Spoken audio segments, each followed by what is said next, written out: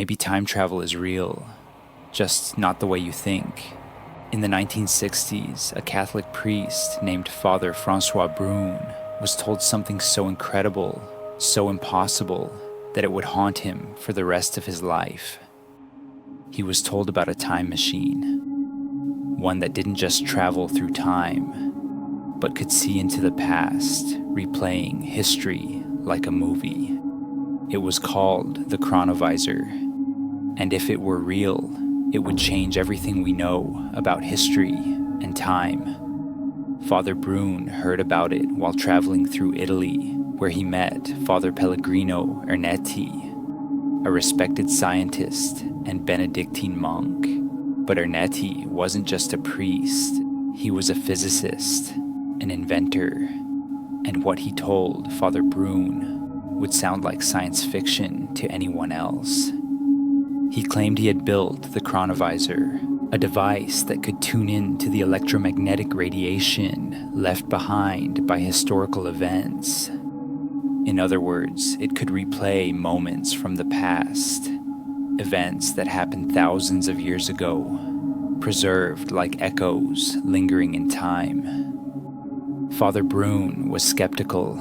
He asked Ernetti for proof, and that's when the story took a darker turn. Ernetti said he had seen the past. He had witnessed events that no living person could have possibly known. And he wasn't alone. He claimed that a team of 12 scientists had secretly worked on the device. 12 of the world's greatest minds, including Enrico Fermi, who had split the atom, and Werner von Braun, the rocket scientist who took humanity to space. Together, they built the Chronovisor deep within the walls of the Vatican, under the Church's secret blessing. But the real shock came when Ernetti told Father Brune what he had seen. He claimed he had witnessed the crucifixion of Jesus Christ. He described the scene in vivid detail, the people, the sounds, even the expressions on their faces. He claimed he had seen Jesus' final moments. But that wasn't all. He had used the Chronovisor to watch ancient Rome, to see lost plays that had disappeared from history.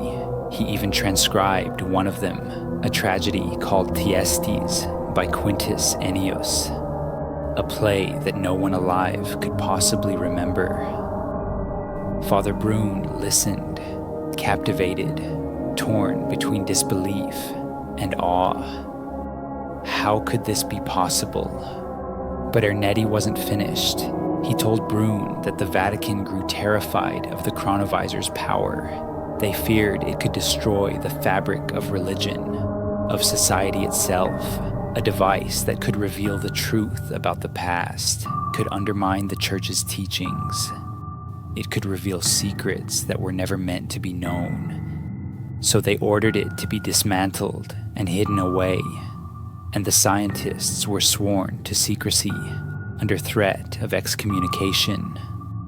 The machine, Ernetti claimed, was now locked away in the Vatican archives, lost to time, or perhaps waiting to be used again. Father Brune couldn't shake the feeling that Ernetti was telling the truth. He asked for proof, photographs, documents, anything. And that's when Ernetti showed him a photograph of Jesus on the cross. The image was hauntingly real, capturing the pain, the sorrow, the humanity of Christ's final moments. But when it was published, skeptics claimed it was a forgery, a reproduction of a famous painting. The world laughed. They called it a hoax, a scam, the fantasy of an old man. But Father Brune wasn't convinced, because Ernetti never changed his story, not once.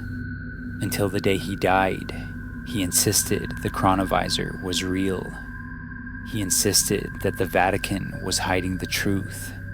But then the story took an even stranger turn. After Ernetti's death, a letter surfaced, a confession. In it, Ernetti claimed that he had fabricated the whole story. that the Chronovisor never existed, that it was all a lie. But something about the confession didn't sit right with Father Brune. The letter was cold, impersonal, like it had been written by someone else.